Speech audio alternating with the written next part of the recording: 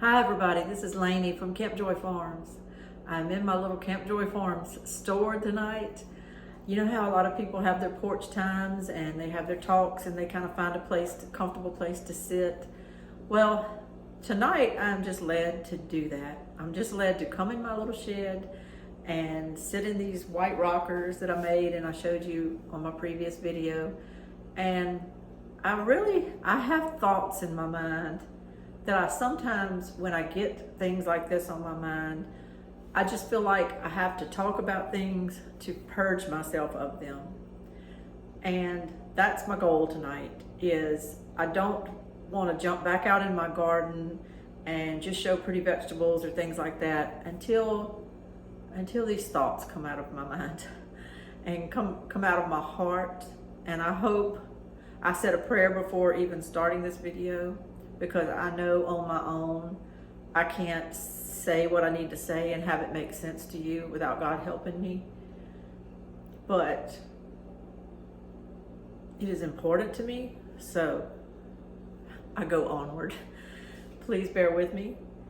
Please, if you're going to watch this video at all, just stay to the end, because I know where I want to go with my thoughts, but I've asked God to just help me get there, because there's so much that goes on in our mind on a day-to-day basis.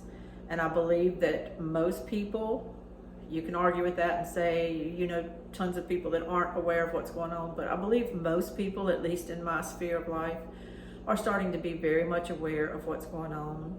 Most people that I know are in some way, shape, or form trying to plan to put back food, trying to plan, especially people with grandkids like me. They're not taking things for granted, because they know you love your children, believe me. But for some reason, when you know that your little grandbabies could suffer from something, you just, as a grandma, and my husband as a grandpa, we're involved. We're mentally gonna be in the game, because we don't want our grandkids to suffer in any way, shape, or form. So,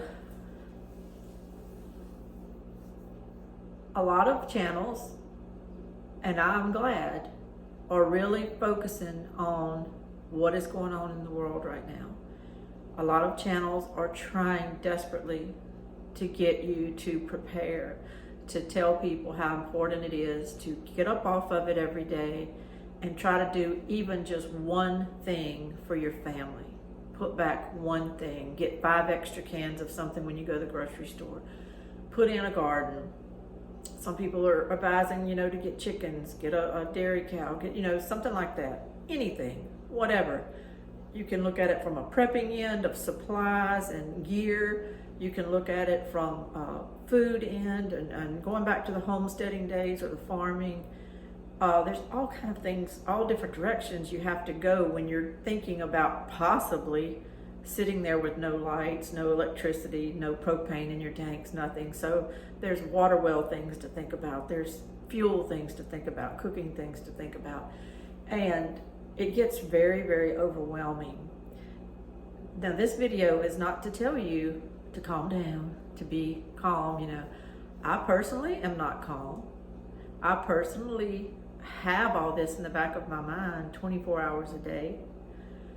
My stress lately has not been about needing to do it. I've been knowing for years that things like this were coming. And I started years ago just trying to get myself together. I did a bug out bag to have in my car in case something happened while I was at work. I did that probably 3.5, 4 years ago. I still have that bug out bag. It is woefully short on what I would need if anything happened. But at the time, I thought I really had, something that could help me hike home from where I used to work, 30 something miles from my house. But in any case, I'm just trying to say, years ago, I started thinking about things, and years ago, I started working on things. And I was really doing pretty good. I was canning like crazy, even though I was working full time, or later on I was babysitting my grandchild. I was still canning like crazy, putting back food. I started gardening in 2020. with the sole purpose to put back food. And I was doing a very good job of it. And as you know, and this is not to focus on that, but as you know, in January of 2021, my husband had a stroke. So that kind of changed our lives. Well, now what it is, the reason I get anxiety a lot sometimes now is because between his limitations and the time it takes me to help him with a lot of things, as well as the time that it takes to deal with my gardens that I'm growing this year to try to sell things out of, which is something I guess I kind of put on myself to do, but I just had the urge to go ahead and start it this year. So in any case, it's on, and I'm doing that. So between doing that and helping him with so many things, I don't feel like I'm as in the game anymore with canning and putting back things. Don't seem to get to the grocery store as often as I used to. A lot of the supplies I had laid in, I've kind of been eating off of and doing things like that. And so I feel like my supplies at this crucial time when things are just ramping up and when it's becoming quite a consensus that we are going to have food issues for the next few years, I feel like that's kind of intersecting with my physical inability to keep up with what I think I need to do. I feel sometimes like I have bricks on my shoulder, and I want to be honest about that because I don't want it to always look like, oh, hello everybody, this is Lainey from Camp Joy Farms. Here's a beautiful evening and come enjoy my farm, and come enjoy my gardens. I don't want it to be like that. I want people to understand that we all have our own lives and our own problems. And I carry around a lot of anxiety on my shoulders every day because I feel like it's not always the truth, but I feel like it's all on me. It's all on me to take care of the house. It's all on me to weed the yard outside. It's all on me to plant the vegetables, to worry about prepping food, to can the food, to shop for the food, to think about the food. It's all on me to go check the propane tank and see if we need to call and order more. It's all on me to budget money to make sure we have money to pay for the propane. Fill the car up with gas. I mean, I don't have that husband partner anymore that is able to do those things. He's still a partner to me in that we can talk and go places together and go riding or do things like that. But the physical aspects of running the household are all on my shoulders now. And I get very, very tired sometimes. And I don't know if that comes across in my videos, but sometimes I'm just exhausted. This week has been a week where I haven't gotten a lot of sleep. I try to go to bed a little earlier now just to get some sleep, but then it seems like 2 and 3 times a night I'm having to get up to help him with things, and I'm tired. So when you're tired and you wake up in the morning, it's all I can do to get out in my garden and try to stay a little bit ahead of the weeds, a little bit ahead of the picking. Right now, all the picking and harvesting is starting for me, so I'm trying to stay ahead of that. And in the meantime though, and this is a problem everybody has. Okay, you're out in your garden and you're getting it harvested, you're getting things done, and you maybe feel like your garden's, doing okay, but your house is falling apart. So it's like I walk into every room in my house right now and I feel like I'm just seeing dust on the baseboards, dust on all the door frames. I'm just seeing all the finger marks around the pulls on my cabinets and everything. It's like I need to either get in there with one of those magic erasers or I just need to repaint around things. And our house is only 7 years old, so it's like I'm not prepared to start seeing things deteriorate already, but it feels like they are starting to deteriorate. It's like I need to do things around my house. I need to repaint some things. You walk up to the front of my house and I have some issues with my fascia boards and things, and it's like, who's going to fix that but me? I'm going to have to worry about it. I'm going to have to coordinate it. If somebody else does it, I still have to coordinate it. And I just have this saying in my mind all the time of, go ahead, put another brick on my back. What's one more?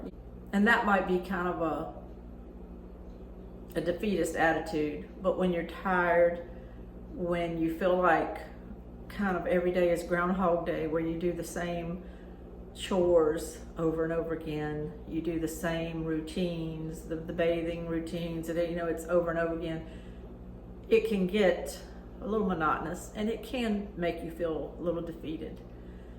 And so when that happens, and then you turn on a video or you turn on the TV, I don't watch a lot of TV anymore, but Richard will have it on in the den, and you hear things like, well, they say we're not going to own anything and we're going to be happy about it. I was listening to something the other day, and it said, where they say we're not even going to own our own houses by the year 2030, that they're going to take our houses from us. And they say they don't want us to have meat anymore, and that we're not going to have any beef cattle before too long and all. Well, there's a lot of truth to everything I just said. But what I want to focus on is they. When you wake up every day and you hear that they are coming after you, when you hear that they are robbing our freedoms from us, when you hear that they might be creating a new pandemic scare right now so that they can lock us into our houses at some point, so that they can have control over the population of the world, and on and on and on.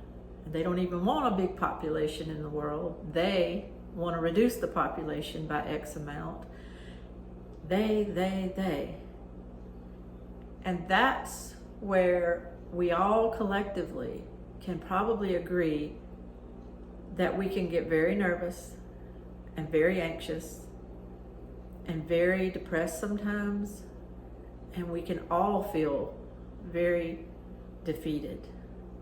No matter if you're getting a great night's sleep, no matter if you don't have a lot of work on your shoulders, no matter if you have a partner that's helping you do 50-50 with every chore around your house, when you wake up every morning and you just keep hearing that they are going to come after you somehow, they are teaching your children bad things in school, they are going to mask our kids up again at school, they, it can be a defeatist type brick put on your shoulder.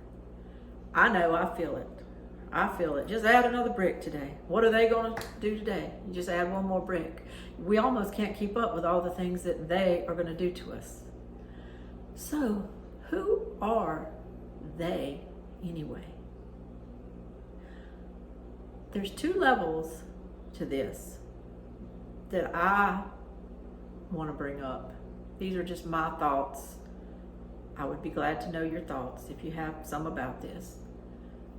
There's one level of the theys that I see, I can identify.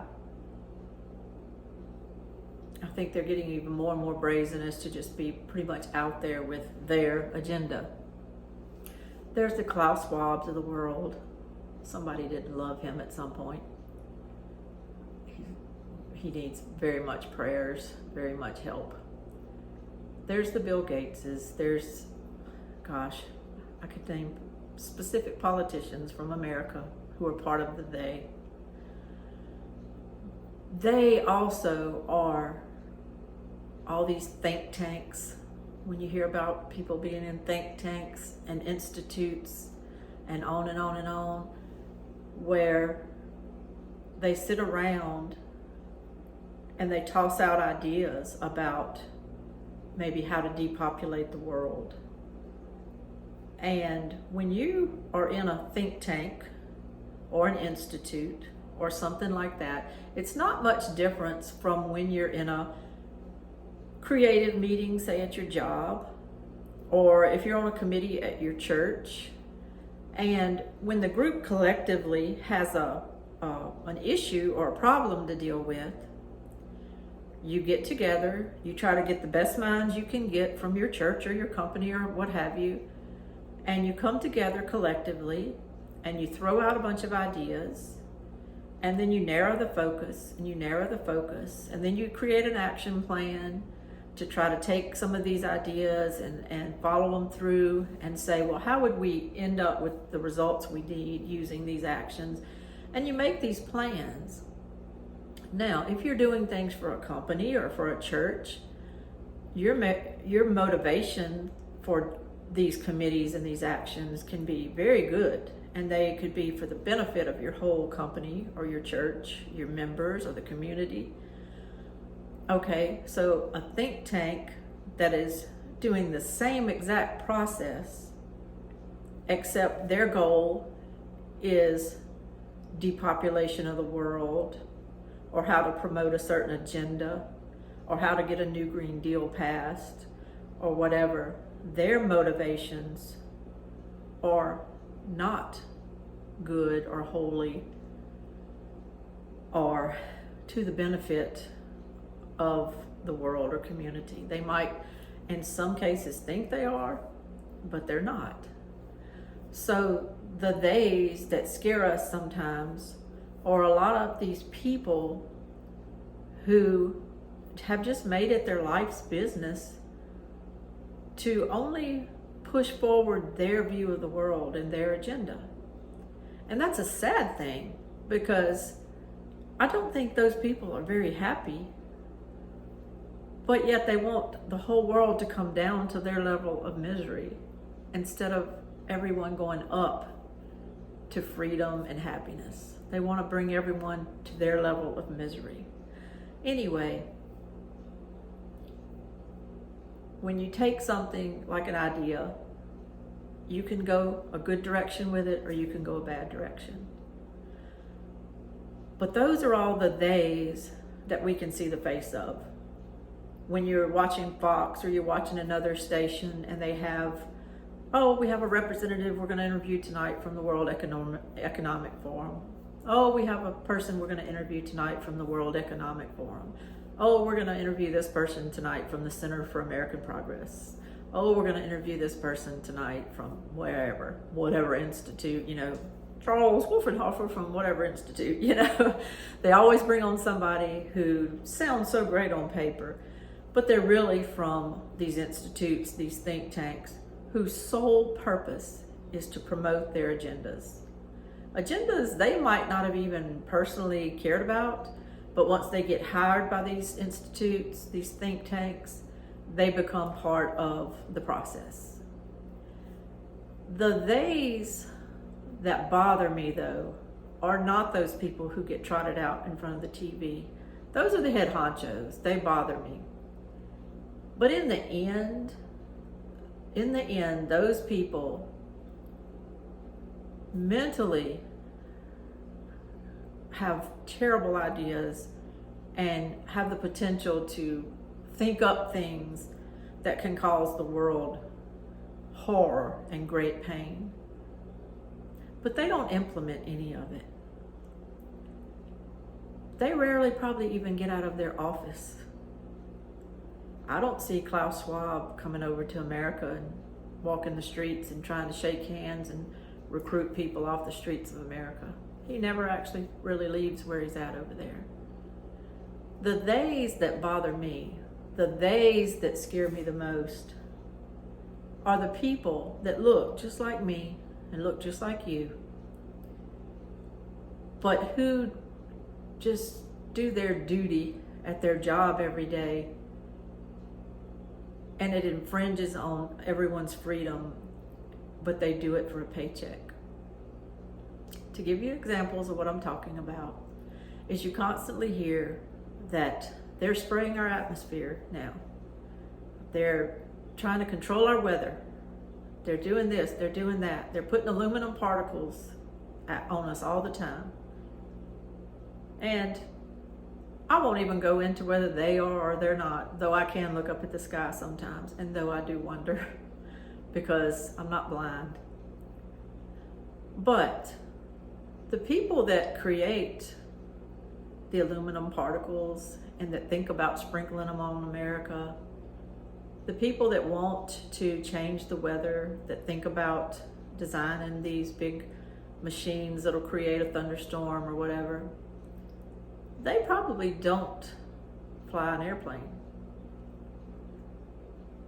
to crisscross the entire country with streams of these chemicals, streams of these particles, or whatever it is that wafts down on us for hours, to create that checkerboard across the skies of America takes a lot of pilots. So they are regular people taking a paycheck that go to work every day and get in an airplane and crisscross the skies putting these chemicals on us. And then I guess they get out of their airplane and go to their kid's soccer game, sit right next to us. Those are the people that bother me. When a mayor or a governor decides he's going to lock people down, they just say the words. And then they go back and sit in their governor's mansion, their mayor's house. They keep going to their meetings. They keep doing their job. And the people that enforce these lockdowns, who go around to businesses and harass them and shut them down. I was appalled when it happened here in Louisiana, and right in Baton Rouge, right near us, the police would go to churches and arrest people, even people that showed up just to sit in their car and listen to a broadcast of their preacher from the inside, but they just wanted to sit in the parking lot. Policemen in Baton Rouge tried to arrest them and break it up and send them home. Those are the theys that bother me. Because the big theys, the big cheese people, they're basically just hot air. They're in desperate need of therapy, of love, of prayer, but they don't actually do anything. It's the people that are willing to do it for a paycheck that bother me. The law enforcement that was willing to do that. The store owners that are willing to be so ugly to you, like at some of these big chain stores. Some of these big chain stores were allowed to be open when every small store wasn't. But then the employees at the chain stores would act horrifically to people who dared come in there without a mask or dared pull their mask down just so they could breathe or something like that. When things like that would happen, that's what bothered me, because that is normal people stealing the freedoms of other normal people in America and doing it at the behest of these other people that never actually even get out of their office. I could keep on giving examples, but you understand what I'm trying to say. It's the working class theys, the teachers that have decided they're going to have agenda-driven lesson plans and agenda-driven classrooms, and they're going to quash speech, and they're going to seize the Bibles of any child that dares bring one in school. And when you have your own agendas and you start forcing them on people, on our children, those are the people that really bother me the most. But I can't live my life scared and defeated and depressed about what they're going to do tomorrow, how they're going to affect my life. I just can't live that way. It bothers me, yes, but you have to at some point rise above it. And I guess tonight, that's just what I wanted to talk about. And maybe I'm just wanting to purge this out of my own mind, my own heart, so that I can just do what I've got to do day after day after day and quit letting them affect my day and affect my life. We are also their theys. We're their theys. Think about it. When they get in their meetings and they say, how can we control the narrative that they hear? We're their theys, okay? We are collectively a group. We're their they. Think about it. We are the they that they're scared of. We're the theys that they don't want to have rise up. So they spend a lot of time with propaganda, with media control. Ooh, you know, they think they have it all figured out. But it's really because they're scared of us. We are the they that they're scared of. If what they were planning and doing was so great, it would already be done because we would be for it. But it's not great, and it's not to benefit us. I don't know who a social credit score benefits. It doesn't benefit me. I'm gonna fail miserably. If Biden and them declared people that don't go for their agenda as discontents, I'm one of them. I'm a discontent. Because there's really not one thing they do from daylight to dark that I approve of. I'm a discontent. I don't care. We are the theys that they're scared of. Because when you're doing good things and you're doing altruistic things that benefit everyone, you don't have to be scared of the public. We would be behind you. But because they're having to manipulate us, propagandize us, go for our children, because they know the message is going to not fall right with the parents, let's go for the children. When they have to do all these kind of things, you know it's not right. You know it's absolutely not right. But this is where the power comes. This is where the power comes. I was reading something today that said automatic checkouts, you know, are going to be the thing of the future. They're not even going to have people at any registers. That McDonald's and everybody else was already creating all these automatic things to where they don't even have to have employees in the McDonald's because of wages. Well, okay. As long as there's lines at all these drive-thrus, they might go forward with things like that. And they might not have hardly any employees and left in the corporation. And they might be saving a ton of money. It could happen. But what if nobody's sitting at the drive-thru? What if everybody just says, we're not going to these places that have fired everybody and that make me order from machines? You don't have to do anything you don't want to like that. All the power is in our hands. All the power in this world is in our hands. And it's just a matter of each day analyzing it and saying, I'm not going to cooperate with you. I'm not going to your drive-thru where you fired everybody. I'm not going to your checkout lane where there's nobody to help me and where there's a camera watching me that if somebody happens to be watching that camera in another state can have me arrested because they think they might have saw me put something in a bag. No, I'm not going to these self-checkouts where I'm hearing that a lot of people are getting arrested for shoplifting that are innocent because on a camera it thinks they did something wrong. I'm not participating in that. I rarely, if ever, go to any type of self-checkout. I just don't. I'm not going to go to a McDonald's and order at a kiosk and pick it up from some kind of thing that just dumps it out to me. I'm not doing that. I'm just not. We have to all just decide to not play the game. I'm going to eat meat. I love beef. I love pork. I love all kinds of meat. Chicken, you just name it, I love it. I'm not ordering an Impossible Burger. I'm not ordering a Beyond Meat burger.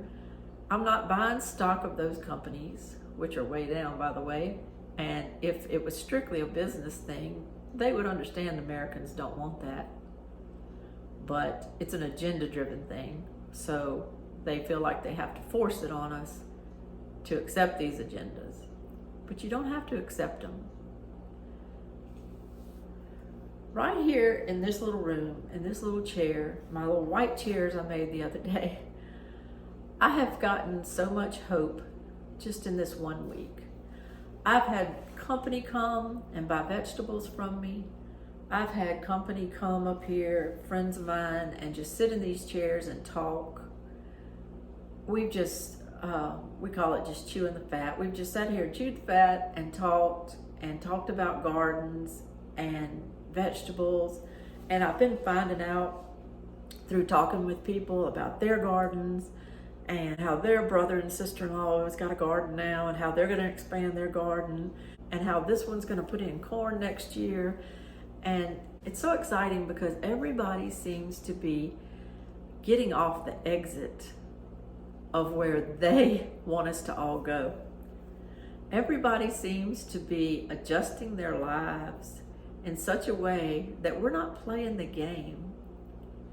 People are getting their money kind of out, not just pulling your money out of the bank to hold it, but people are thinking now about what to do with their money and getting out of debt and things like that, that if they hadn't been acting the way that they are doing right now, things might be just cruising on as it was. People might just be accepting the fact that they're smothered in debt.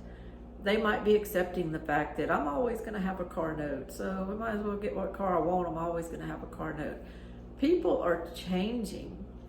People are changing in their attitudes. They're changing in their priorities. They're changing in what they think. They're actually starting to really look at their kids' schools, and they're looking at their agendas and talking to their children a little bit more about what y'all talk about today. We are the they that can really mess things up for them because we are not robots. We are not compliant, easily mind-controlled people. We are Americans, and we're good people, and we're creative, and we're entrepreneurial. And I'm sorry, but I don't want to be a part of just waking up every day wondering whether they are going to let me have a happy life or not. I'm going to have a happy life. I'm going to do my best. I've had a lot of heartache in my life. I'm living in a state right now, not a physical state, but a state of mind of kind of labor and tiredness because of all the things that I have to do physically every day. And I could easily complain a lot. I could easily maybe get depressed, but I'm not going to do that. I'm going to try my best to every night when I lay my head down, just say, thank you, Lord, for this day. Thank you for the good and for the bad, for all I've learned. I want to thank you, Lord, for them. I want to thank you that they're getting more and more obvious. I want to thank you, Lord, that people are waking up. I want to thank you, Lord, that people are preparing their own food. I want to thank you that people are buying seeds and growing gardens. I want to thank you that people are trying to figure out how to have a parent at home now and not just two parents working in a school and a daycare raising their kids.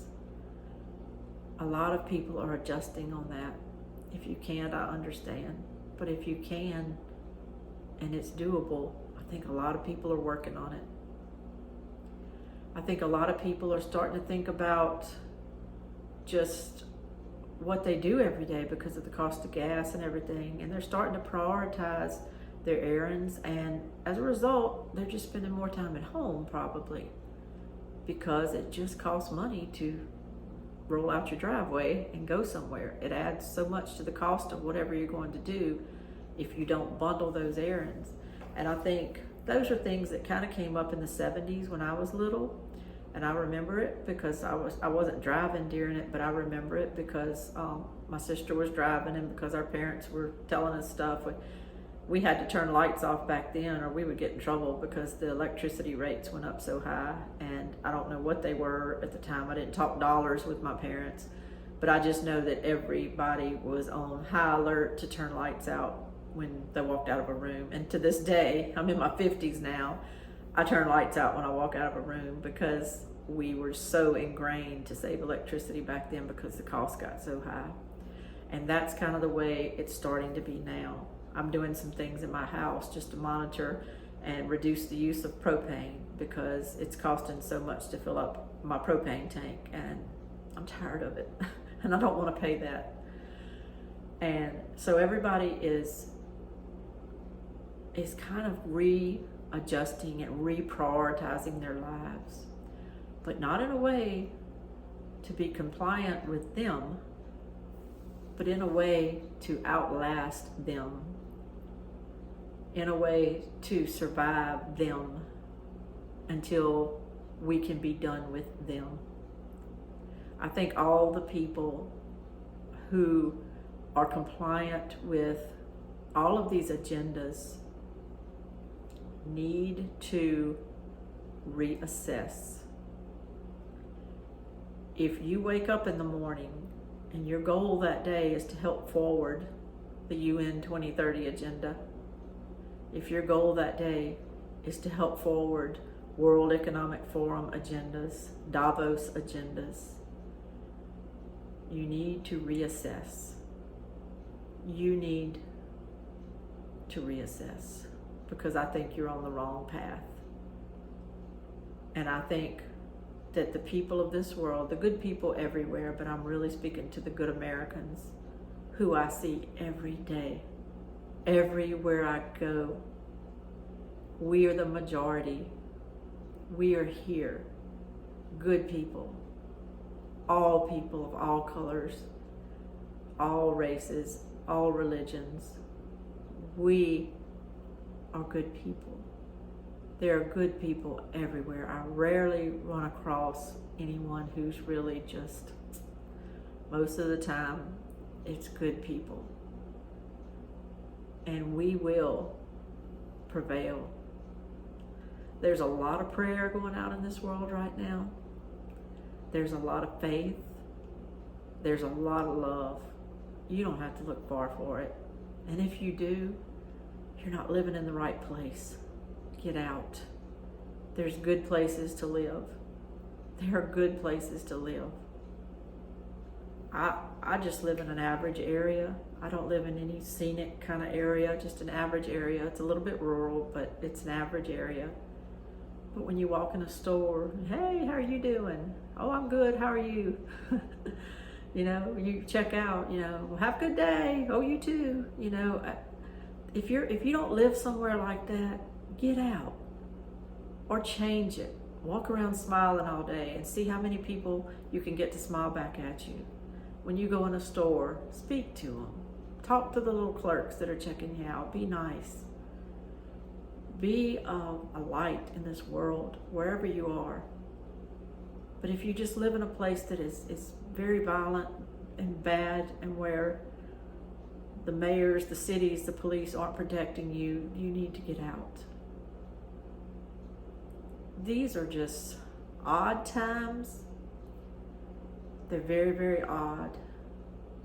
However, I'm also grateful that things are coming to light. Crimes are coming to light. The people who do not have love in their hearts, who do not have the desire to let us be free and be self-determinate and to live our lives in peaceful ways that aren't regulated to death, that aren't taxed to death. Those people, I feel bad for. I feel bad for because they're not happy. And I'm just a little bit tired of being their guinea pig, and I think everybody else is too.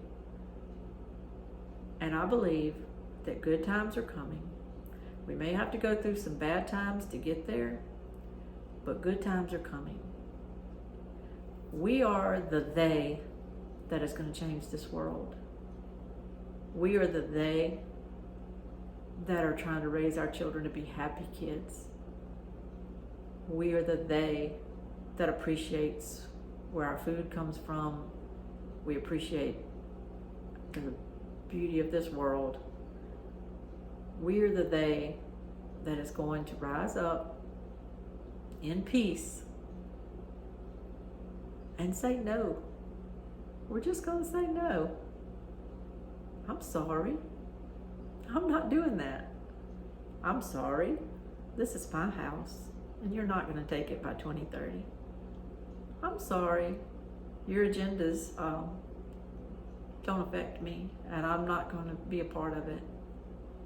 And we're going to have to look at each and every person that we vote for, and we're going to have to really analyze everything. Don't pull that lever anymore without really knowing who you're voting for. Believe me, I've voted for people I regret it, was misled, and I regret it. I will be a lot more careful from now on. This might seem like a strange video to make tonight, but I just want to tell people that you're good. I want to tell people that there's hope. I want to tell people that there's no need to be afraid. We are the they that they should be afraid of. And I'm okay with that. I'm proud to be a part of those people. We're good people. We are good people. This is Lainey from Camp Joy Farms. Please enjoy your evening. Please maybe take some part of this to your heart and just pray on it and see what you think of it. I just know that all of the people, the theys in this world that wake up every day and want to determine my destiny, I don't give them that power. And I don't want to anymore. And I want more and more people to say that too. You don't have that power over me. I know where my power comes from. And it does not come from them. And if they think it does, they've created an illusion and they're living in that illusion. I'm not living in an illusion. And if I get tired and I feel defeated, I want to come back to these kind of thoughts and realize tomorrow I'm going to get up and it's a new day. I might go to bed tonight tired. I might go to bed sore. I might go to bed feeling defeated. But when I wake up the next day, I'm not going to listen to them. I'm not going to let them determine my day. I'm just going to keep my eyes on the prize. And I'm going to remember that there are so many good people in this world. So many. And so many people that have come and helped me and lifted me up during even these last few weeks where I was very tired and very defeated. And that doesn't happen in a bad world. That happens in a good world. And we live in a good world. And this day and this time was created for us, not them. This is Lainey from Camp Joy Farms. Y'all have a good night. Bye-bye.